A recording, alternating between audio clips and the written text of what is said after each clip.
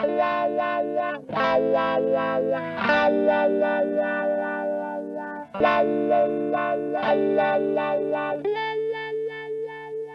continuación, Seminario Suprema Corte de Justicia de la Nación, Estado de Emergencia, Libertades Públicas y Seguridad Jurídica. Una reflexión contemporánea. Si usted me permite, le presento con enorme gusto quienes vamos a estar juntos en esta mesa a lo largo de la próxima hora con 20 minutos.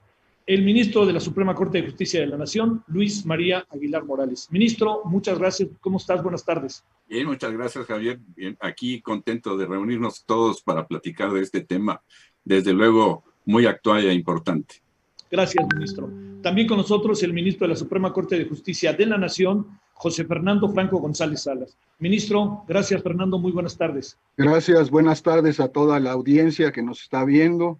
Y es un gusto compartir esta mesa con la colega y el colega ministra y ministro, y también con don Cristian, que nos acompaña desde lejanas tierras para nosotros. Es un gusto tenerlo. Muchas gracias, en verdad, ministro. También con nosotros la ministra de la Suprema Corte de Justicia de la Nación, Yasmín Esquivel Moza. Ministra, ¿cómo has estado? Buenas tardes. Buenas tardes, Javier. Pues muy contenta de estar en esta mesa de un tema tan importante, tan relevante, con mis compañeros, el ministro Franco, el ministro Aguilar, con Cristian Komplak, y poder discutir y platicar al auditorio de esta feria. Gracias. Gracias. Y bueno, el doctor desde Polonia, que nos hace un enorme favor, un enorme gusto que estés con nosotros, doctor Cristian Komplak, de la Universidad de Wrocław, allá en Polonia. ¿Cómo has estado, doctor? Te saludamos desde México. ¿Cómo has estado? Muchas gracias por esa participación. Y es para mí una hazaña y un reto, porque ya estoy en la noche completa después de las 12.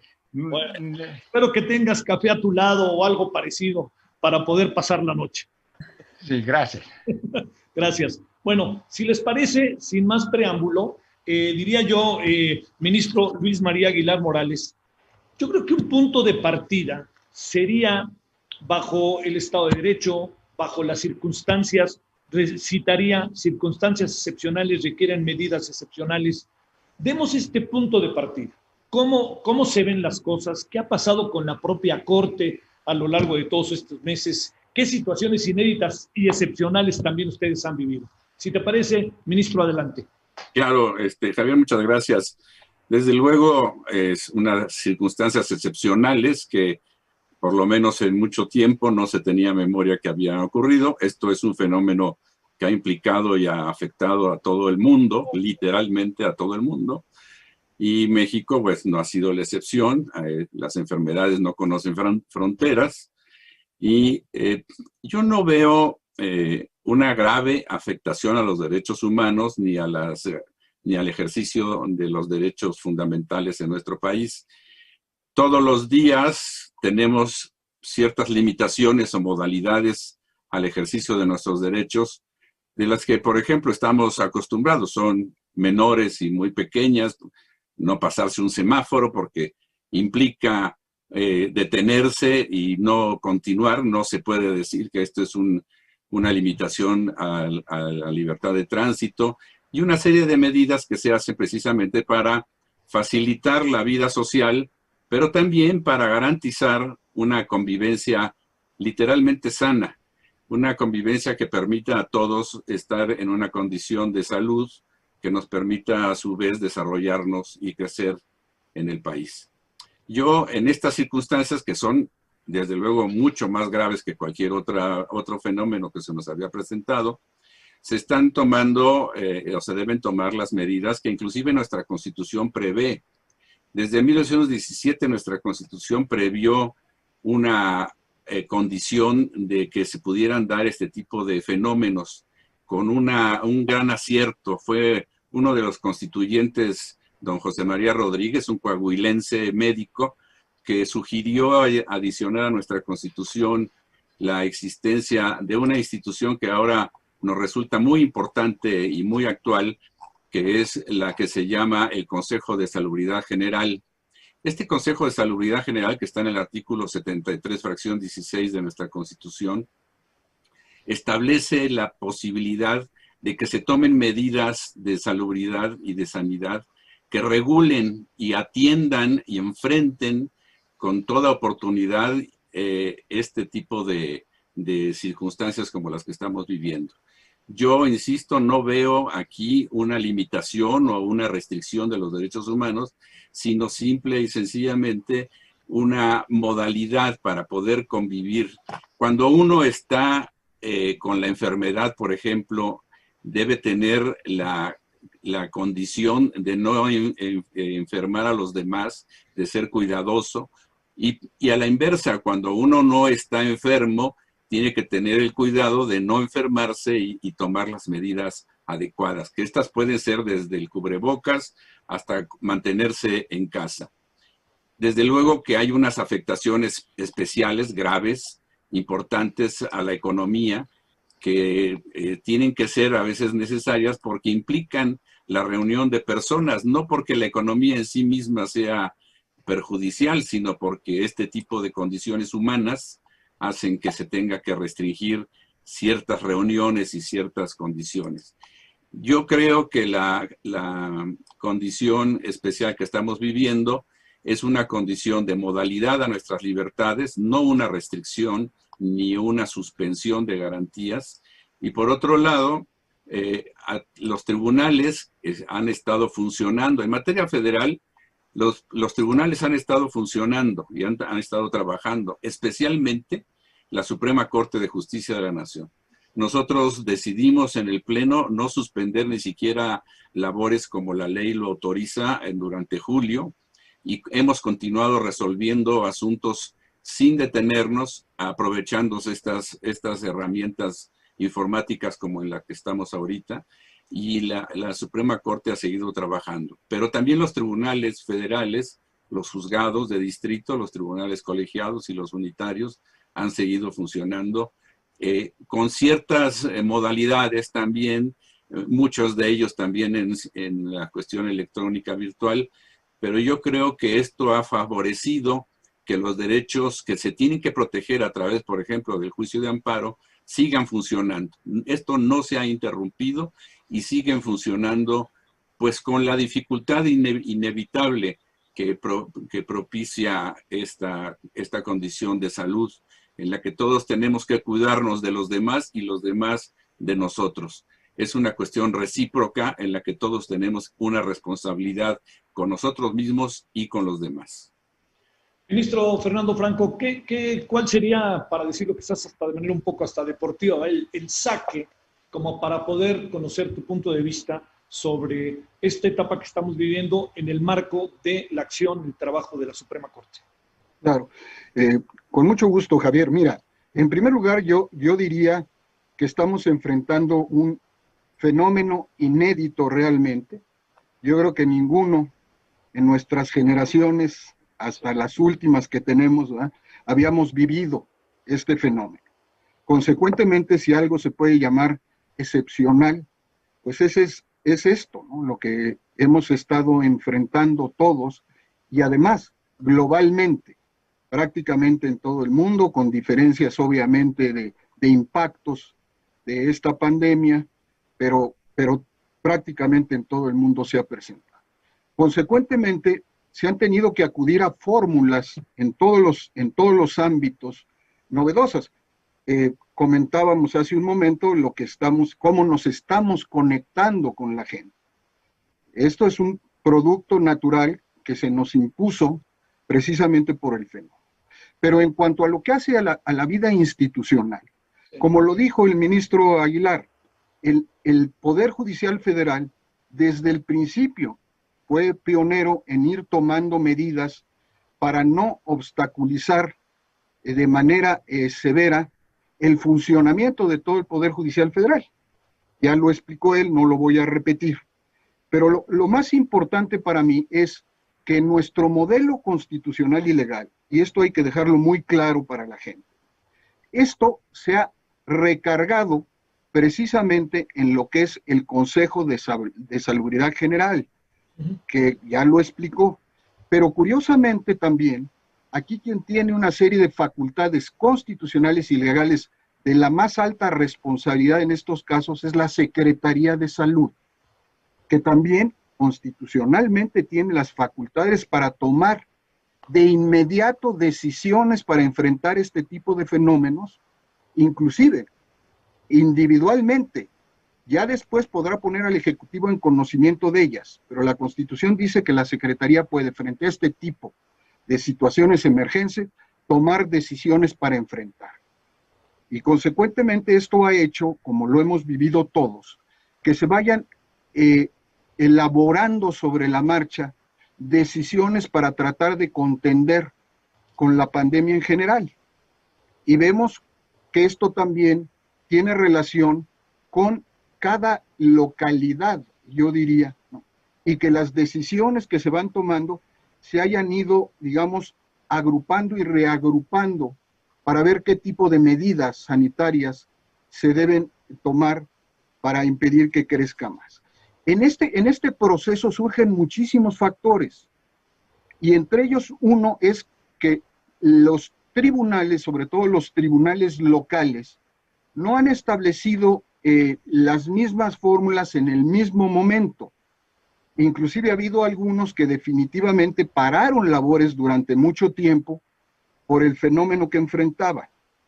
Esto, lógicamente, hay que decirlo con todas sus letras, pues afecta, ¿no?, al justiciable en ocasiones. Sí. ¿Por qué? Pues porque tiene que esperar al buen funcionamiento de los tribunales. En el Poder Judicial Federal, lo podemos decir, se puede acreditar, no sucedió esto con un énfasis marcado, de ninguna manera. Al revés, estuvo funcionando en todos sus niveles durante todo este tiempo. Ahora, yo concluyo diciéndote, Javier, porque me dijiste de saque. Sí. De saque yo creo que este es un fenómeno mundial que además de las, digamos, toma de decisiones que se toman localmente en cada uno de los países, también ha meritado el que se tenga que buscar soluciones integrales a nivel mundial. Porque recordemos que la enfermedad, hasta donde sabemos, nos vino del otro lado del mundo en donde vivimos nosotros, ¿no? Entonces, Sí. Y a partir de ahí, ¿no?, empezó a crecer hacia todos lados, y cada país ha tratado de enfrentar esto, ¿no? Y en algunos casos, nosotros no hemos llegado a ese extremo, esto hay que decirlo claramente, pero en varios lados se han tomado medidas muy, muy fuertes que sí limitan algunos de los derechos humanos que tenemos, como puede ser el de libre tránsito, ¿verdad?, como puede ser el de estar resguardados obligatoriamente, ¿no?, sin poder salir más que para ciertas cuestiones, etcétera. Entonces, esto pues ha sido diferenciado en el mundo. Nosotros lo hemos ido enfrentando con otro tipo de medidas hasta ahora, pero no ha habido prohibiciones severas en cuanto a derechos humanos de manera generalizada. Sí. Oye, Entonces, Fernando, sí. lo que nos preocuparía, Fernando, sería, ministro, lo que nos pudiera venir, ¿no? Que ahí sería esa la otra parte de la historia, ¿no? Por supuesto, porque tanto la Secretaría como el Consejo, particularmente el Consejo, puede dictar declaraciones generales para hacer frente a la pandemia. Uh-huh. Y lo interesante es que no requiere de la participación ni del Congreso, y en primera instancia ni siquiera del Ejecutivo, aunque depende de él. Claro. Tiene facultades ejecutivas y particularmente la Secretaría de Salud. Consecuentemente, pues sí, si esto siguiera creciendo, y esto también lo tiene que entender la gente, todos tenemos que colaborar, todos sin excepción tenemos que colaborar a que esto no crezca. Y ya nos han dado los básicos para que esto no suceda, como es usar cubrebocas, guardar sana distancia, no acudir a lugares en donde hay demasiada gente, eludir las concentraciones en la medida de lo posible. Y yo creo que todo esto, ¿no?, pues obviamente sí tiene alguna implicación en la vida de las personas. Pero aquí lo que está en juego es que podamos contender con esta terrible enfermedad de la mejor manera posible y evitemos que pueda seguir creciendo, Javier. Creo que este es un problema de lógica de la situación que vivimos. Bueno, Ministra Yasmín Esquivel Musa. Ministra, ¿qué piensas, yendo sumando lo que han dicho los ministros, también en esta otra parte que has puesto particular énfasis, ¿no? En el tema de las mujeres, toda esta parte, ¿por dónde echamos a andar de tu participación aquí en esta reunión entre la Corte vía la Feria Internacional del Libro de Guadalajara? Efectivamente, Javier, como lo han comentado mis compañeros, esta pandemia es un hecho sorpresivo, se dio a nivel internacional. La Organización Mundial de la Salud emitió inmediatamente estas disposiciones a nivel internacional sobre la pandemia y consecuentemente nuestro Estado mexicano, a través de la Secretaría de Salud y este Consejo de Salubridad General, emitió desde el 24 de marzo disposiciones totalmente definidas donde exhorta a la población a llevar a cabo un confinamiento que evidentemente frente al derecho a la salud, que era un bien mayor a proteger, el confinamiento limita algunos de los derechos, como ya se ha mencionado por los ministros Aguilar y el ministro Franco, derechos a la movilidad, derecho al tránsito, derecho a la reunión, nuestro derecho inclusive al trabajo, obligando a confinarse a las personas que incluso se dedican al comercio, el derecho a la educación, también se cerraron escuelas. Toda esta limitación en los derechos y sobre todo el confinamiento sí trajo como consecuencia algunos problemas que nos parece realmente graves. Por ejemplo, uno de ellos es que se incrementó el 26% de los delitos relacionados incluso se dedican con al comercio familiar, que son delitos que nos parecen fundamentales. Se dan cerca de 10 feminicidios y homicidios de mujeres diariamente en nuestro país. 184,000 de enero a octubre, 184,462 en violencia familiar, cerca de 253,000 delitos entre violación, violencia de género, violencia familiar, lesiones dolosas a mujeres, homicidio a mujeres y feminicidio. Y todo esto nos parece de la mayor gravedad, porque ante el confinamiento muchas mujeres estaban viviendo justamente con su victimario y esto generó que se incrementaran estas cifras. Son cifras oficiales del Secretariado Ejecutivo del Sistema Nacional de Seguridad Pública y eso nos parece que es un tema importante a atender y que hoy estamos viendo y viviendo todos los días este grave problema que es el incremento hacia los delitos de las mujeres. Eso por una parte.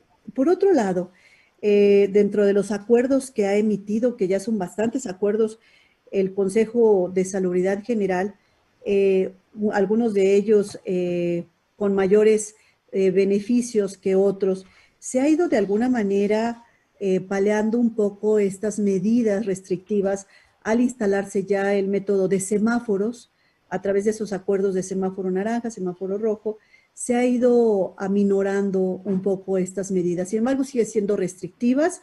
Ya no tenemos el problema que teníamos al inicio, justamente cuando inició la pandemia en el mes de marzo, a mediados de marzo, pero sí continúan incrementándose este tipo de fenómenos que nos parece importante abordar. Ahora, ¿qué ha hecho? Una de las limitaciones es en el derecho a la justicia, en la juridicidad. Uno de los temas importantes es que se consideró como actividad esencial la judicatura, el ejercicio de la justicia, el acceso a la justicia se consideró como una actividad esencial. Entonces la Corte inmediatamente, a un mes de que inició la pandemia, el 20 de abril, iniciamos nuevamente actividades a través de estos medios tecnológicos. A través de estos sistemas tecnológicos iniciamos actividades para empezar a atender, continuar atendiendo a todos los asuntos que teníamos pendiente y lo mismo se hizo en tribunales colegiados y juzgados de distrito del Poder Judicial Federal. Se atendió de manera inmediata. Imagínate, nada más de 1 millón de asuntos que se atienden al año estuvieron en suspensión de plazos desde el 24 de marzo y se reanudaron hasta el mes de agosto los plazos. Eso evidentemente generó un retraso y sí generó también un problema que se está atendiendo afortunadamente de manera eficiente en el Poder Judicial Federal. Yasmín, déjame preguntarte, ministra, ¿hay registro de demandas que se hubieran presentado particularmente en estas que tienen que ver con las cuestiones intrafamiliares, etcétera? Porque luego también lo que pasa es que viene la no denuncia, ¿no? Está el hecho, pero viene la no denuncia, que esa es la otra parte de la historia. Claro, en el momento en que se determinó la emergencia sanitaria, únicamente se dejó para aquellos casos de urgencia, que justamente se refieren muchos de ellos a la violencia intrafamiliar. Se dejaron estas guardias únicamente para los casos de urgencias, para que se dictaran las medidas preventivas y las medidas de protección a las víctimas de este tipo de delitos. Estas guardias o estos tribunales y juzgados de emergencia se estuvieron llevando a cabo durante la pandemia y en la restricción de actividades del Poder Judicial Federal. Entonces, sí tenemos, por supuesto, el registro de las demandas que se están dando, que son justamente los que nos informa el Secretariado Ejecutivo, pero detrás de esto hay una cifra negra. Claro, una cifra negra importantísima, que realmente es difícil determinar si se trata de un número igual o mayor, pero sí existe ello. Sí. Bueno, doctor, te damos de nuevo la bienvenida. ¿Qué horas son allá en donde estás? ¿Medianoche o un poquito más? Medianoche, 12:32. Acá son las 17:32. A ver, doctor, como puedes imaginar, para nosotros, y estoy cierto también que para la ministra y los ministros, es muy importante saber qué es lo que pasa en otro país que no es el nuestro, cómo han enfrentado las cosas, qué es lo que tú has alcanzado a ver de la dinámica de Europa, en donde las cosas se pusieron particularmente complicadas, difíciles, se tomaron medidas drásticas, y agradecerte tu participación, pero te diría, a ver, visto desde el otro lado del mundo, ¿qué es lo que alcanzas a apreciar y de lo que ves acá en México? En primer lugar, debo decirle que después de escuchar todas esas pronuncias de los magistrados, que esto pasando, la misma situación está en Polonia. Es decir, no enfrentamos muy fuertemente o no reprimimos a la gente. Incluso yo podría decir que en Polonia pasó una cosa muy extraordinaria. A saber, nosotros tenemos tres estados de emergencia o estados extraordinarios, como se dice, estado de guerra, estado de excepción y estado de catástrofe natural. Sí. Mucha gente pensaba que vamos a introducir o se debería introducir el estado de catástrofe natural. Pero, curiosamente, el gobierno escogió otra vía, es decir, algunos preceptos constitucionales que decían sobre la protección contra epidemias, porque en la Constitución hay ese tipo de epidemias y hay una ley cómo proceder en esos casos. Es decir, el gobierno no aplicó de frente una gran arma, pero prefirió una pequeña pistola en el sentido de utilizar la ley de protección sanitario-epidemiológica. No enfrentó ese fenómeno desde el punto de vista de ese estado de calamidad o catástrofe natural. Y eso es una decisión oportuna, debo decirle. ¿Por qué resulta? Porque creó actos jurídicos híbridos. Prácticamente, como en México, se introdujo ciertas limitaciones, recomendaciones y todo eso. Pero en efectivo, incluso cuando se previó multas muy altas, no se le aplicó. Los tribunales no quisieron dar razón a esas grandes multas y todo eso. Es decir, tenemos medidas como una recomendación, como un consejo de actuar, pero no como una medida de represión. Esa dualidad puede, para los juristas, parecer un poco extraña, porque las normas deben aplicarse. Pero por esa razón de no entrar en el estado de catástrofe, uno de los estados de excepción de nuestra Constitución, pero por la vía más legal, por la vía a nivel, digamos, de ley, entramos a resolver ese problema. Está criticado. Mi colega de Cracovia, por ejemplo, antiguo magistrado del Tribunal Constitucional, está en favor de aplicar, si se puede decir, estado de catástrofe natural. Creo que no, y está mejor como en México. Es decir, aplicamos la ley, mucha gente, hay que decirlo, en Polonia, el polacos son un poco parecidos a los mexicanos, pero no tanto. Pero una sorpresa, muchas personas se ajustan a las medidas como esa cubreboca y otras cosas. Es extraño, incluso se reprochan comunamente. Eso sorprende para nosotros. Y en cuanto a la Jazmín Esquivel, quiero decir también una cosa muy curiosa, porque en Polonia el Tribunal Constitucional pronunció un fallo digamos, un poco duro respecto del aborto. Y lo que pasó, a pesar de la prohibición de hacer manifestaciones, de marchas por las calles, las mujeres salieron y la policía no reaccionó de manera fuerte, incluso al principio le protegió. Eso es extraño.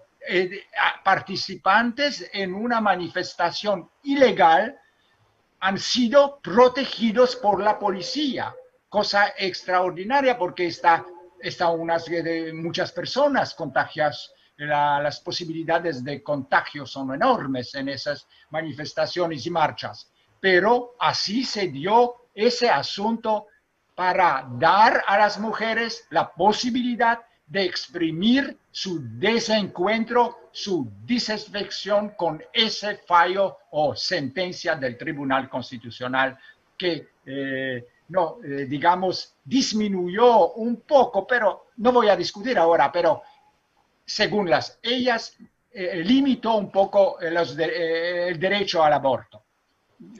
Y aquí quisiera terminar. Quisiera decirle a ustedes que en Polonia escogimos una, digamos, solución de acuerdo con el principio de subsidiariedad, no aplicando una medida muy fuerte, constitucional, pero una medida sanitaria, de carácter contra la ¿Cómo? Epidemiológico. Epidemiológico. Muchas gracias por la atención. Si ustedes tienen algunas preguntas, entonces le contestaré con mucho gusto.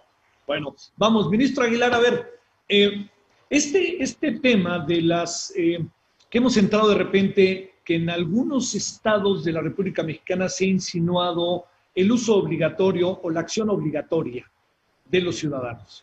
Y esto que tiene que ver con el tema de los derechos, de las garantías individuales de los individuos en sociedad.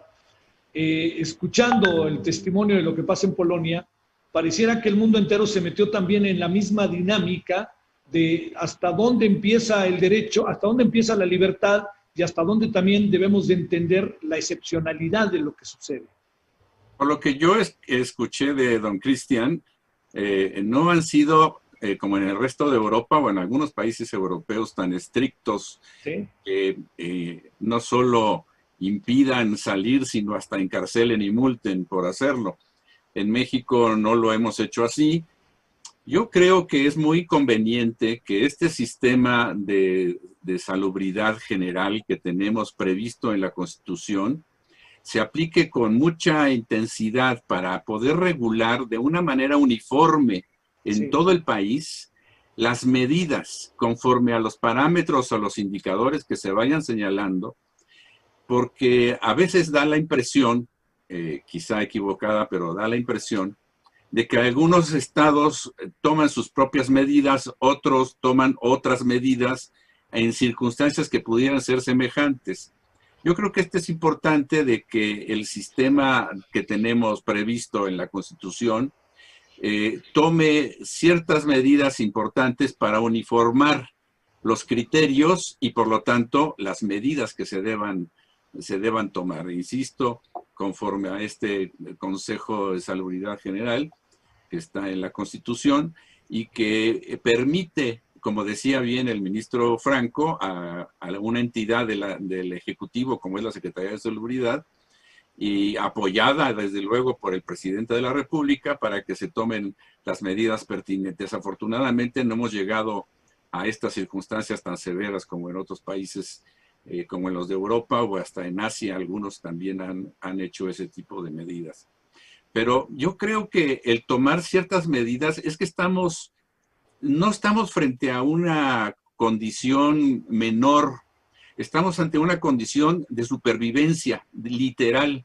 Estamos ante una condición en la que la vida de las personas está en juego. Y yo creo que el utilizar ciertas medidas mínimas como la distancia, como lo que el cubrebocas, que lo protege a uno y protege a los demás, son medidas muy razonables ante una circunstancia tan grave, tan excepcional como la que estamos viviendo. Yo por eso no pienso o no siento que en México estemos ni suspendiendo garantías ni poniendo en entredicho el ejercicio de los derechos humanos.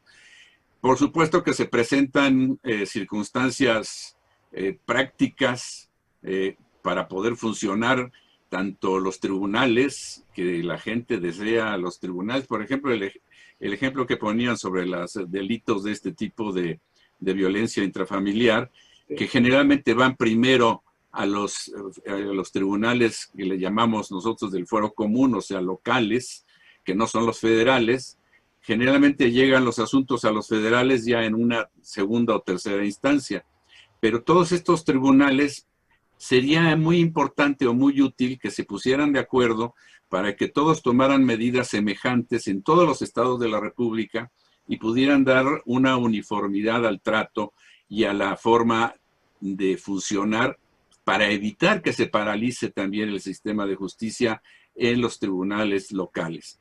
Insisto, como ya también lo señaló don Fernando, en el Poder Judicial Federal sí hemos tomado esas medidas. La Suprema Corte no ha detenido su actividad para nada, pero aún algunas medidas que se toman, como decía la señora ministra, con urgencia. Por ejemplo, en el juicio de amparo, una de las condiciones de urgencia es el dictado de la suspensión de los actos de autoridad. Bueno, todas ese tipo de medidas han continuado funcionando a reserva de que se puedan resolver los asuntos en el fondo. Pero yo creo que todas estas medidas, como nosotros en la materia federal se han hecho, yo creo que sería muy conveniente que a través de estos mecanismos constitucionales se uniformen en todo el país para poder tener inclusive un criterio general de si sucede esto, qué se va a hacer o qué medidas se pueden tomar. O si disminuye esto, qué se puede retomar o volver a abrir. Yo creo que esto es muy importante porque, insisto, estamos, como todos lo sabemos, a una circunstancia muy excepcional en la que la vida de la gente está de por medio. Oye, ministro, déjame plantearte algo. ¿Cómo fueron, yo creo que nos preguntamos, ¿cómo le hicieron al principio cuando primero se vino el coronavirus y se puso el semáforo rojo y ustedes de repente de la noche a la mañana se encontraron también con un escenario inédito para resolver los asuntos que para la gente pues son, para decirlo de manera doméstica, de vida o muerte muchas veces, ¿no? Sí, bueno, la Suprema Corte finalmente ya tiene y se está consolidando cada vez más ahora con reformas muy recientes. Es un tribunal constitucional. El tipo de asuntos que nosotros resolvemos en la Suprema Corte, en este tribunal constitucional, es un tipo de asuntos que impactan a la generalidad de una sociedad. No son tanto asuntos particulares de personas en particular, sino, por ejemplo, la constitucionalidad de una ley, de una norma, de un reglamento, cosas que impactan más a la generalidad. nosotros hemos tenido, tanto en el Pleno como en las salas, un buen número de asuntos que nos ha permitido continuar con la labor y agotar y pronunciarnos en relación. Por ejemplo, acabamos de ver un asunto sobre las cuestiones electorales en distintos estados de la República, ahorita que están iniciándose muchos procesos, y cómo su legislación ha sido cuestionada por algunos grupos políticos que están autorizados para hacerlo. Ese es el tipo de asuntos que nosotros estamos enfrentando, y desde el primer día, en marzo, la primera, digamos, advertencia que se dio respecto del coronavirus, en marzo decidimos nosotros hacer las sesiones a través de este mecanismo de video, y desde entonces ya son 9 meses, un poco más de 9 meses, hemos estado trabajando cotidianamente, discutiendo, escuchando a los compañeros y tomando decisiones al respecto. Yo creo que todo se puede hacer con la voluntad de servir, porque finalmente todos nosotros somos servidores públicos, y lo que tenemos que pensar es que nuestra actividad no es para que nosotros nos vaya bien o mal, sino para que la sociedad en general tenga el servicio de justicia, que es fundamental, es un derecho sustancial a la sociedad y al ser humano.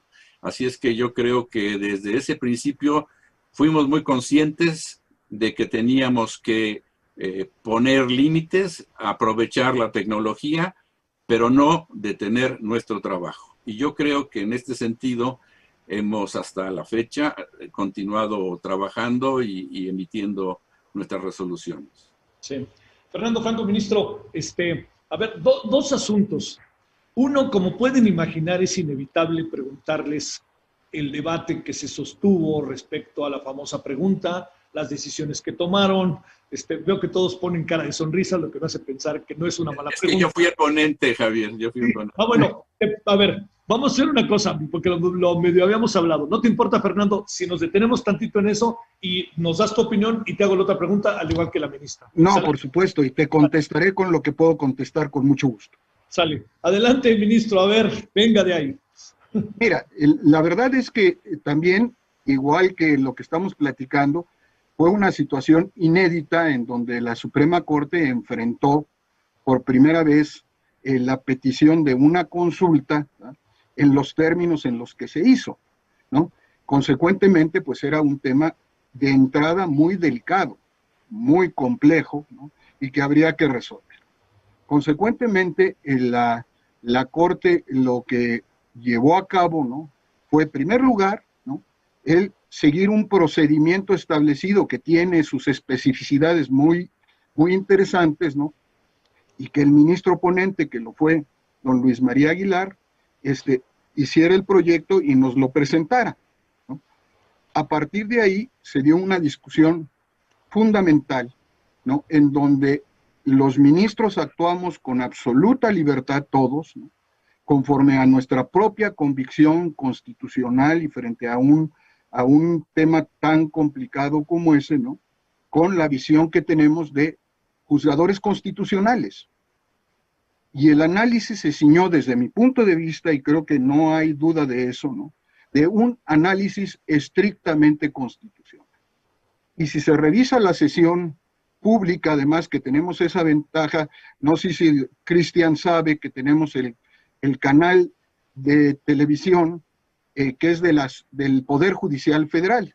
Sí. Y nosotros discutimos y resolvemos en público. Nuestras votaciones son públicas y nuestras discusiones son públicas. Entonces, quien quiere puede seguir las sesiones y ver lo que se dice y por quién se dice y cómo se vota. Y están en la memoria de la página.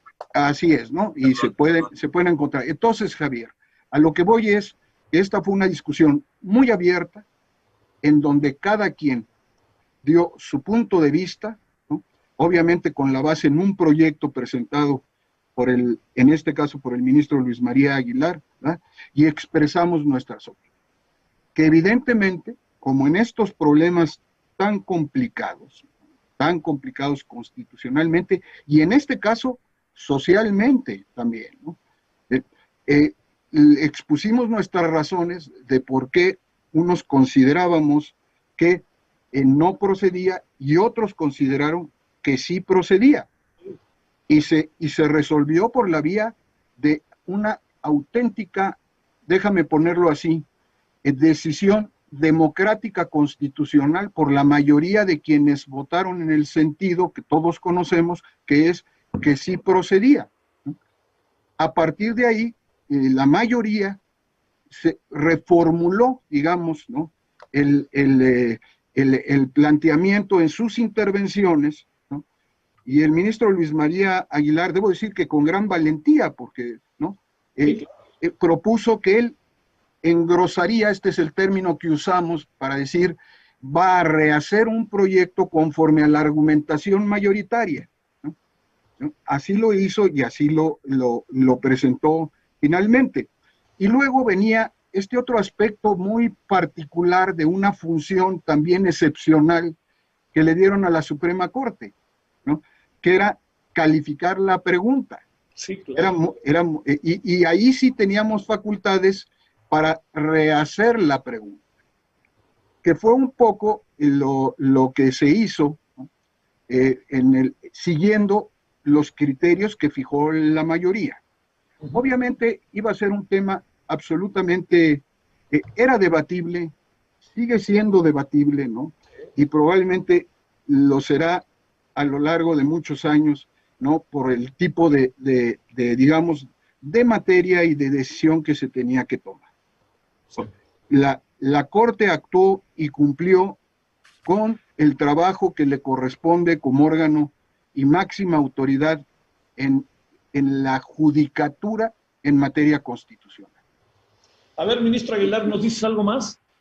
No, bueno, yo nada más quiero resaltar lo que dice Fernando, de que actuamos con absoluta libertad para emitir, tan es así, que como se le explicaba a nuestro amigo Cristian, las sesiones de la Suprema Corte son en vivo, frente a la gente, en televisión, en internet, y nosotros las tenemos abiertas para que cualquiera las pueda ver y escuchar y atender.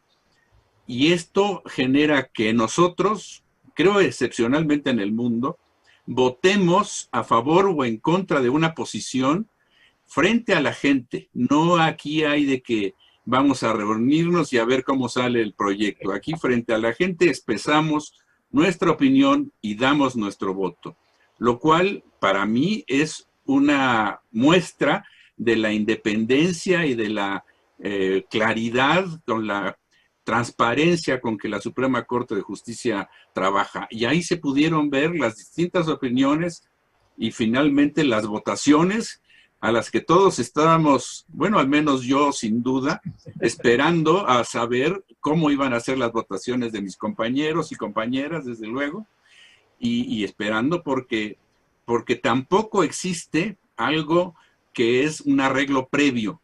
Cuando llegamos a exponer nuestras ideas frente a los demás, a asumirlas, inclusive a cambiar nuestro propio criterio ante las razones diversas. Y yo creo que esto es una muestra de que en México tenemos realmente un tribunal constitucional confiable, transparente y que está frente a la gente trabajando y opinando.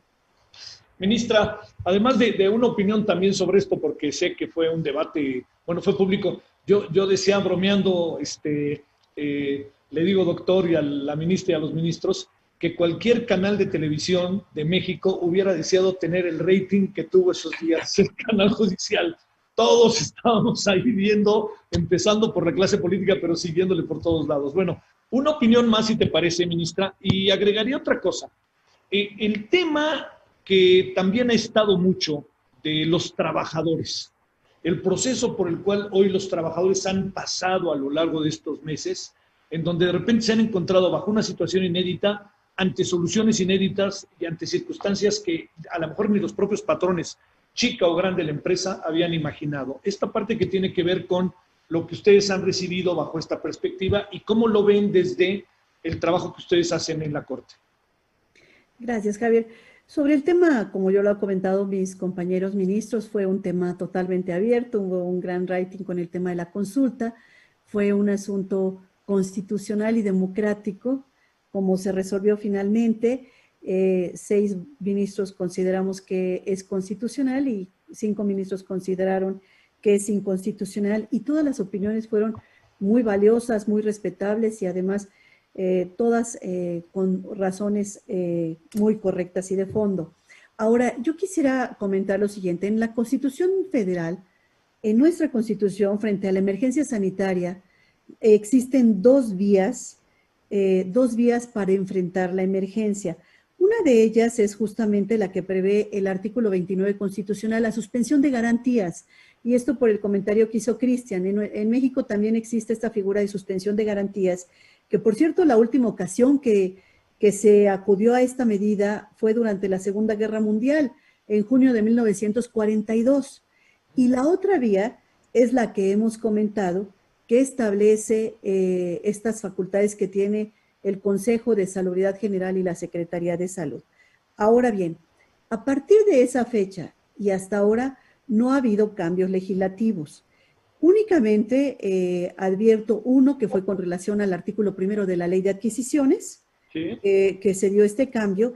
Y lo que sí me parece importante comentar es que diversos estados, y hasta ahora advierto 6 por lo pronto, han emitido leyes estatales para el uso de cubrebocas, que nos parece un tema importante, que es el caso de Colima, Sonora, Chihuahua, Sí. Zacatecas, Durango, Morelos, y 4 estados más también tienen este uso de cubrebocas en sus leyes estatales, o bien están en iniciativa o lo tienen en sus leyes estatales de salud. También ha habido acuerdos para limitar la venta de bebidas alcohólicas. Entonces, todas estas entidades federativas están actuando de conformidad como se da el tema de la pandemia en sus regiones y como consideran también sus comités de salud de cada uno de los estados. Otro punto que quisiera yo mencionar es sobre la actividad judicial dentro del Poder Judicial de la Federación. Cuando nosotros nos encontramos frente a este tema de la pandemia, teníamos varios puntos que se tenían que discutir. Uno, pues como una actividad esencial, la garantía del derecho a la justicia. Artículo 17 constitucional. ¿Cómo hacer que la gente siga accesando a la justicia ante un tema donde tendríamos que preservar la salud de los servidores públicos y de los usuarios de los servicios públicos de justicia? Tendremos que preservar la salud y tenemos que dar el servicio. ¿Cómo continuar con ese mundo de asuntos, esa cantidad de expedientes que se manejan en los tribunales federales? Y además sabemos que nosotros y el ministro Aguilar, que fue presidente de la Suprema Corte de Justicia de la Nación, un muy buen presidente de la Suprema Corte, él sabe perfectamente que lo que hace a nivel federal, los tribunales locales normalmente continúan en las mismas políticas y medidas que hace la Corte, o están esperando que la Corte se pronuncie para hacer lo propio. Entonces teníamos ese problema.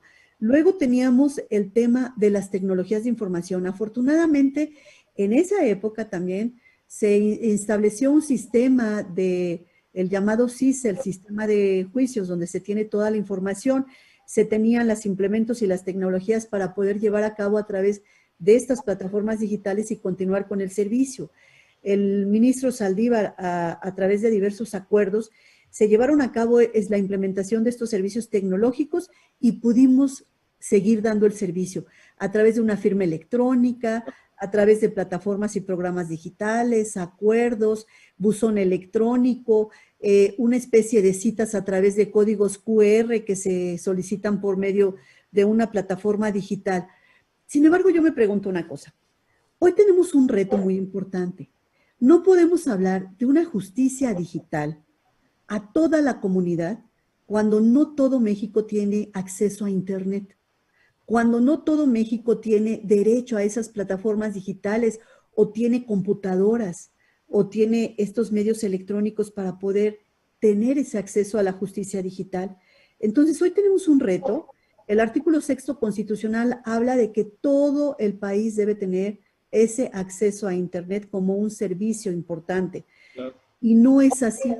Entonces, ¿cómo van a acceder a la justicia aquellos grupos vulnerables, aquellas poblaciones alejadas de los servicios de Internet, aquellas poblaciones y comunidades que no tienen computadoras, que no tienen estas llamadas TICs y estas plataformas. Entonces, creo que tenemos ahí un reto importante, un pendiente, y que tenemos que ir pensando cómo acceder a la justicia hoy, que solo es a través de medios digitales y toda esa población que no los tiene.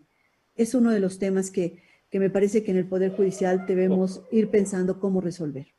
¿Qué tema, en verdad, perdona, ministra, tan importante, la verdad? Oigan, yo voy a tener que hacer un ajuste técnico que aquí me están pidiendo, porque se me está bajando la batería, pero no tardo ni un minuto, y yo le pediría al doctor, mientras, si no hay inconveniente, ¿cuál es la mirada que tienes de lo que en este momento está sucediendo, digamos, en esta dinámica política, judicial, de un país como el nuestro, en donde la Corte, a los ojos de los mexicanos y de las mexicanas, doctor, se ha convertido, está, para decirlo de manera doméstica, en el imaginario colectivo? Hay gente, no lo dirán los ministros ni la ministra, hay gente que va a la Corte a buscar justicia, auténticamente, se para hasta en la puerta y dice, quiero que me reciban los ministros, que es un cambio también, pero supongo que tendrá toda una serie de variantes a las cuales hay que atender. Entonces, los dejo cosa de nada, es un minutito nada más en lo que yo ajusto rápidamente aquí mi comunicación. Adelante, doctor, si no te importa.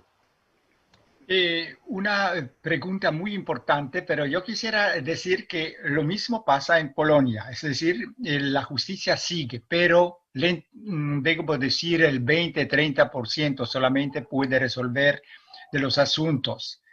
Otra cosa, nosotros tenemos, como ustedes lo saben o no, pero dos órganos ahora separados, es el Tribunal Constitucional y la Corte Suprema. La Corte Suprema polaca no es como la mexicana. Ella tiene alrededor, ustedes creen o no creen, 100 jueces, 100 magistrados pertenece al Tribunal, a la Corte Suprema de Polonia. Es decir, es otro tipo de trabajo. Pero debo decirle también que a pesar de la pandemia y de todo eso, la Corte Suprema de Polonia trabajaba. Incluso le daré un ejemplo tremendo porque se hizo durante esa pandemia las elecciones presidenciales y la Corte Suprema como un órgano mayor o órgano verificador supremo hizo su trabajo relativo a las quejas y las reclamaciones que se presentaron con motivo de esos comicios presidenciales. Eso subraya solamente que a pesar de esa pandemia, nuestros órganos empezaron también a utilizar los medios electrónicos, pero parece que nosotros no estamos como en México tan lejos con esa transparencia. Debo decirle que lo que estoy escuchando acerca de esa transparencia estoy un poco como aplastado, si se puede decir, por lo que ustedes hicieron en favor de abrirse al público al ver todo eso claramente y de manera transparente. Eso me sorprendió mucho durante sus intervenciones, pero en Polonia también la justicia sigue trabajando en nuevas condiciones con esos medios electrónicos y todo eso que le acompaña en esa temporada. Ya está por entrar Javier de nuevo. Don Javier, ¿nos escuchas y puedes hablar? Ya está. Ah, perfecto. Sí, porque yo podría continuar. Si usted, porque usted sabe... Claro, adelante, perdón. Porque me parece que yo puedo agregar otra cosa también importante para ustedes, que nosotros en ese punto de resolver ese asunto de pandemia, tenemos, ¿cómo se podría decir?, una aceptación de la población muy grande, a pesar de algunas voces críticas y todo eso. Hay discusiones en la prensa que se critica, pero desde el punto de vista pragmático, desde el punto de vista axiológico, la población en su mayoría acepta esas digamos, entre comillas, restricciones o limitaciones a los derechos. Eso puede sorprender a ustedes, pero cuando se discutió, por ejemplo, esas restricciones, la mayoría en favor. En nuestro país, hasta ahora, debo decirle, pero voy a hacer un pequeño reparo, no hubo, como en Europa, en otros países, en Alemania, en Italia, protestas en contra de las limitaciones que aparecieron con motivo de esa epidemia. Eso sorprende. Una especie, yo podría decir francamente a ustedes, que una especie de, pero no se decía abiertamente, eran esas marchas de las mujeres, no de las mujeres, más de niñas, yo podría decir. Eso era una sorpresa para los gobernantes y todo, pero era también, no solamente protesta contra esa pronuncia sobre el aborto, pero también por las limitaciones, porque la gente joven se sorprendió. Les cerraron todos los clubes, todas las posibilidades de reencuentro. Y eso me parece que se exprimió en esa forma en Polonia, porque hasta ahora en Polonia no tenemos protestas contra las medidas limitativas, si se puede decir, de la libertad. Todo funciona bien y la sociedad, ¿cómo se puede decir?, apoya a pesar de voces críticas, como siempre, de la oposición. Eso es normal, que la oposición critica, pero seguimos en adelante. Yo nomás le haría una pregunta, una pregunta ya que tocó el tema. Adelante, ministro. En Polonia, Adelante, ministro. En Polonia, ¿cuál es la condición jurídica del aborto? Sí, en Polonia tenemos un famoso fallo del Tribunal Constitucional de 1997. Y ese se dice era un compromiso. Es decir, se permite aborto, pero en 3 casos no se permitía. Cuando hubo un feto mal formado, se permitía. Cuando hubo una violación ilegal y cuando se podría decir cuando la salud o la vida de la mujer estaba amenazada. 3 condiciones.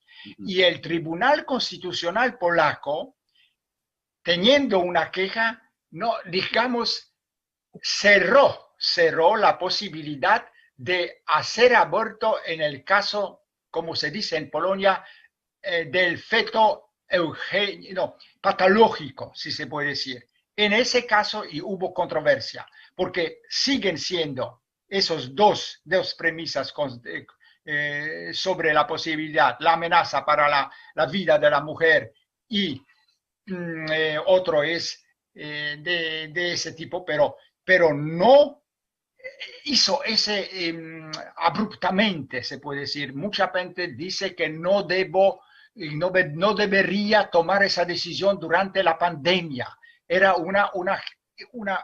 no se podría decir universalmente admitido reproche. No sé cómo se puede comentar, pero hubo tal fallo. Puede ser que no oportunamente y hubo un estallo del descontento de las mujeres, especialmente de las jóvenes. Yo podría decir, no tanto jóvenes, salieron en la calle y era una sorpresa para toda la clase política, especialmente para los gobernantes, pero debo decirle que la policía se comportó de manera perfecta en ese sentido, porque incluso protegía, no hubo incidentes, incluso de eso. Acá hubo también marchas que no serían ahí como largo de conversar, doctor, que tienen características en algunos casos, diría yo. Oigan, me parece que quizás hubo marchas en México con características similares de protesta de las mujeres, en donde el gran asunto es qué debiera hacer la policía. Pero digo, eso sería, digamos, tema tema en otra ocasión para poder detallar. Porque fíjense que nos están llegando preguntas. Entonces, si les parece, ustedes me dicen, ministros, quiénes, yo hago la pregunta y ustedes dicen quién de ustedes quisiera hacer un comentario al respecto. Luis Armando Núñez del Castillo, de la Universidad Panamericana, Campus Guadalajara, se han emitido diversos acuerdos que establecen medidas especiales a seguir con la denominada población vulnerable. Ante tal carga, algunas empresas optaron por terminar la relación laboral con el personal que encuadraba en este supuesto. ¿Qué medidas extraordinarias se deben implementar para contrarrestar los efectos discriminatorios causados a dicho sector de la población? ¿Alguno quisiera hacer algún comentario sobre ello? Adelante, Fernando, ministro. Mira, Javier, es una pregunta bien interesante, pero debe tener una base primero.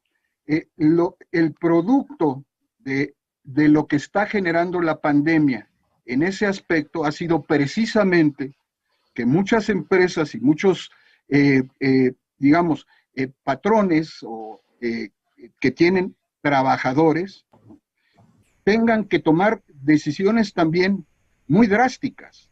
Esto se equipara a una fuerza mayor que no dependió de ellos. Aquí esto lo que generó fue precisamente ese fenómeno. Entonces yo lo que quería decir hace un momento, también si había oportunidad y esto me lo da, es que en gran medida las soluciones frente a un fenómeno como este son a través de las políticas públicas, porque los tribunales no podemos resolver esta parte fáctica de los efectos que genera un fenómeno como la pandemia que vivimos. Entonces, ¿qué es lo que sucede? Pues aquellos que tienen a su cargo trabajadores, pero también han perdido la forma de ser productivos por todo el fenómeno en su conjunto, pues lógicamente tendrán que tomar ese tipo de medidas, ¿no? Y dar por terminadas las relaciones de trabajo. Y nuestra ley tiene reguladas varias cuestiones en ese sentido. Pero yo sí quiero enfatizar que aquí las políticas públicas son las que son fundamentales para, digamos, hacer menos grave el problema, y que esto le corresponde ya a la autoridad administrativa y no a los tribunales. Los tribunales vamos a resolver ya los conflictos, y en la mayoría de estos casos, pues lo que se alega es una causa justificada, ajena a la voluntad del patrón, de quien los ha contratado, del empleador, como ahora le llamamos. Entonces, es un problema serio, pero que no se puede resolver a través de resoluciones, porque ¿cómo le haces para obligar a un empleador a que pague si no tiene dinero o no tiene forma de pagarlo? Ya dejó de ser productivo. Entonces, es un ciclo, un círculo que se va cerrando, y es un círculo eventualmente terrible. Y vemos en muchísimas partes del mundo, inclusive en países económicamente muy fuertes, que están viviendo este problema de un desempleo muy, muy grande. Y finalmente no hay una solución, porque eso solo se podría resolver a través de subsidiar, a través de las instituciones, ¿verdad? Un pago, un subsidio, una compensación para aquellos que han perdido sus trabajos, Javier. Entonces, es un problema muy interesante, y yo creo que aquí no podemos dejar de ver a qué le corresponde a cada quien. Gracias, Javier. Don Cristian está pidiendo la palabra. Si ustedes me permiten. A ver, ¿les parece? Sí, adelante. Entonces, para responder a esa cuestión, ese asunto muy importante económico, resulta que en Polonia el gobierno, al tomar las medidas, digamos, represivas o limitando los derechos, tomó una serie, no, 6 ahora, hasta ahora, escudos los llamamos, es decir, las leyes no muy cargadas, con muchos preceptos, en el sentido que tienen, contienen financiación o reposición o ayuda financiera a las empresas. Y en Polonia por eso evitamos ese problema de desempleo en masa. Eso es sorpresa para ustedes, puede ser, pero recibimos también el dinero y ahora está preparando la Unión Europea mucho dinero para soportar a la actividad económica. Eso era, si puede decir, de un lado, represión, entre comillas, y de otro lado, también soporte económico, muy fuerte financiación de esas empresas que no tenían dificultades o tienen dificultades. Y eso yo quisiera ahora subrayar. Eso es una sorpresa. Sí. Para ustedes también. Sí, claro. ¿Les pareciera que lea dos preguntas más que tenemos? Y porque me están diciendo que tenemos entre 5 y 7 minutos. Sí. Entonces, la planteo. ¿Cuál ha sido el año, fíjense, está muy bueno esto, cuál ha sido el más grande desafío que se ha enfrentado el alto tribunal de nuestro país ante la nueva era de justicia virtual? Pregunta Esther Noemi de la Universidad Panamericana.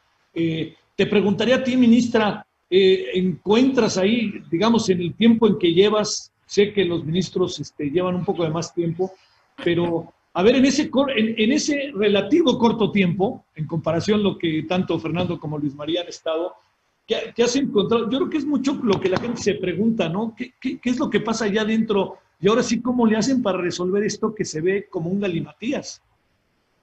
Pues sí, efectivamente, en cuanto a la justicia virtual, se dieron avances muy importantes. Se está en este momento trabajando al 100% a través de los medios digitales. Entonces, estos fueron avances que se dieron fundamentales. Tuvimos que adaptarnos a un nuevo lenguaje digital, que si era por una plataforma Zoom, que si era por web, que si era por etcétera, que si era Ethernet, que si era Wi-Fi, e inclusive aprendimos un nuevo vocabulario. Aprendimos a usar estas herramientas que para los pequeñitos pudieran ser muy sencillas, pero para nosotros no lo fue. No fue tan sencillo al inicio. Debo decir que me sorprende, inclusive mis compañeros ministros se adaptaron de una manera muy rápida y ahora nos dan clase de vez en cuando para decirnos cómo debemos de hacer esto. Y me refiero a ministros que nos da clase con frecuencia también, Fernando, cuando tenemos algunas fallas. Pero ¿qué dejó esta justicia virtual? Pues ha dejado pendientes, y esos pendientes pues son grandes y algunos de ellos graves. Se ha afectado a los más vulnerables, creo yo. Se ha hecho a un lado a esas personas que, como yo mencionaba hace un momento, no tienen ese acceso a las tecnologías.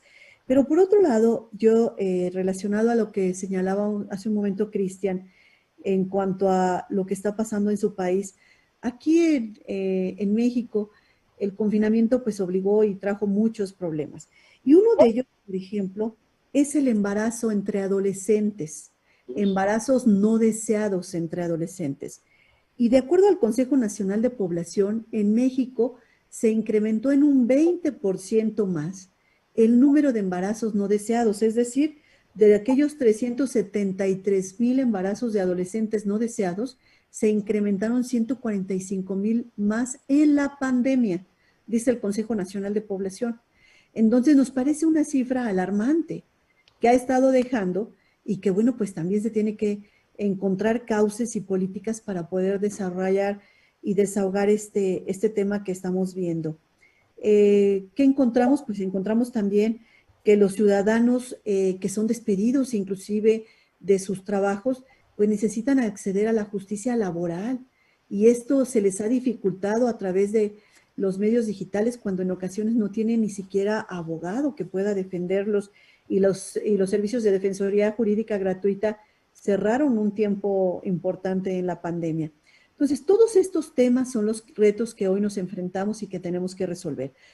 Y uno de ellos es, en la reciente reforma que aprobó el Senado hace 2 días, aprueba el Senado la reforma con y para el Poder Judicial, se establece una defensoría jurídica gratuita, y la idea de esta defensoría es que haya abogados en todos los lugares y rincones del país para que puedan acceder a la justicia. Y a través de estos puntos puedan acceder inclusive también a la justicia digital, que acudan a estos puntos donde puedan estar los abogados que lleven el asunto, que lleven el juicio de la persona y lo hagan de manera gratuita. Entonces, es una de las alternativas que se tienen ya, esta iniciativa que está enviándose a la Cámara de Diputados para continuar con el proceso constitucional. ¿Cuál puede ser otra? La justicia itinerante. Pudiera ser otra alternativa para poder llegar a esas comunidades que no tienen los servicios básicos, y uno de ellos esenciales es la justicia. Y esta justicia itinerante hablo como se hace en los tribunales agrarios, donde todo el tribunal, junto con los secretarios, actuarios, escribientes, defensores jurídicos, se va a una comunidad lejana 3 o 4 días, donde las personas puedan acudir, acceder a estos servicios de justicia, que también pudiera ser una opción que debemos estudiar, debemos analizar, debemos pensar, junto con seguramente otras, como lo han señalado ya el ministro Franco, algunas otras que tenemos que ir pensando a lo largo para hacer frente a todo esto, que es algo inédito, algo que nadie estaba preparado en el mundo para poder afrontar. Gracias. Oigan, muchas gracias, ministra. Me dicen que ya acabó el tiempo. Les voy a robar 2, 3 minutitos, si no le importan, no más. Les pido ahí porque entiendo que siempre es muy estricto. Le daría, si no tiene inconveniente, ministro Luis María Aguilar, Cristian y Fernando, 1 minuto a cada uno para que nos den unas ideas finales, ya que escuchamos en esta parte a la ministra. ¿Te parece, ministro Aguilar, que empecemos contigo? Sí, cómo no, gracias. Brevemente, y retomando el tema de esta reunión, de esta plática, pues yo creo que debemos procurar uniformar en primer lugar las medidas para enfrentar a la pandemia de igual manera ante circunstancias semejantes, y debemos ver que los derechos de las personas no sean privados mediante entre otras cosas muy importantes, el funcionamiento continuo de los tribunales en todos sus niveles. Sí. Porque la justicia federal tiene un nivel en segundo o tercer término, pero el primer nivel, que está en los tribunales de los estados, es fundamental para poder enfrentar, por ejemplo, los casos como los que mencionaba la ministra de delincuencia intrafamiliar. Entonces yo creo que esto es fundamental para que a su vez los derechos de todas las personas estén garantizados por los tribunales. Como decía Morelos, que todo aquel que se queje con justicia tenga un tribunal que lo ampare y lo proteja contra el arbitrario. Wow. Ministro Fernando Franco, adelante. Gracias. Muy brevemente, yo creo que aquí esto solo se puede enfrentar a través de 3 grandes frentes. El primero es el social, que involucra toda la estructura que se tiene, la productiva, la educativa, etcétera, ¿no? Para que todos colaboremos, independientemente de a qué nos dediquemos, que seamos, etcétera, ¿no? A tomar todas las medidas necesarias para paliar este fenómeno de la pandemia y procurar evitar que crezca y que se reproduzca a un término en que no pudiéramos ya tener más remedio que tomar medidas estrictas. El segundo nivel es insisto, el de las políticas públicas, que es esencial para esto, en donde se tiene que organizar perfectamente todo el aparato, la estructura de los gobiernos, hablo del federal y los locales, para tomar decisiones que puedan ayudar a paliar esto, particularmente dándole al ámbito de la salud, de la atención médica, un tratamiento especial para que haya capacidad para enfrentarlo en este momento. Y en tercer nivel o en tercer lugar está el aparato jurisdiccional, tanto federal como local, para que haga frente a todo aquello que se presente como un conflicto, como un tema, y fijemos criterios que ayuden a orientar en un aspecto a lo que es lo que yo he llamado el ámbito social, en todos sus sentidos, a lo que he llamado el ámbito gubernamental, que se tiene que someter a nuestros criterios, y finalmente para hacer justicia a la gente. Eso es para mí lo más importante. Coincido con Yasmín, y aquí termino, en que la esencia de todo esto es, y retomo la frase, que el que necesite tenga acceso a un tribunal que lo ampare y lo defienda. Gracias, Javier. Al contrario, en verdad. Cristian, en menos de un minuto, dinos algo para cerrar, si no tienes inconveniente, que ya están calentando motores las ministras y los ministros que vienen después de nosotros. Entonces, yo quisiera solamente decir a ustedes que eso es una gran experiencia para todo el mundo, para la justicia y el gran ensayo, porque estoy seguro que vamos a tener en lo adelante, no muy lejos, los fenómenos similares. Y me parece que si vamos a aprobar bien ese examen que ahora estamos pasando, vamos a enfrentar en lo adelante mejor las situaciones como acaba de surgir. Muchas gracias por eso, por esa atención. Doctor, muchas gracias. Ministra, es un gusto y estoy muy agradecido. Muchas gracias, ministra. Gracias. Gracias. Ministro Aguilar, es un gusto. Muchas gracias, ministro. La verdad, muy agradecido que me permitieron participar. Ministro Fernando Franco, muchas gracias. Un placer, muchas gracias. Bueno, muchas gracias a usted que nos siguió a través de esta transmisión de la FIL Académica virtual y espero que pronto podamos hacer lo mismo todos juntos en su debido momento, nomás pase este inédito. De nuevo, muchas gracias. Gracias, muy buenas noches. Hasta luego.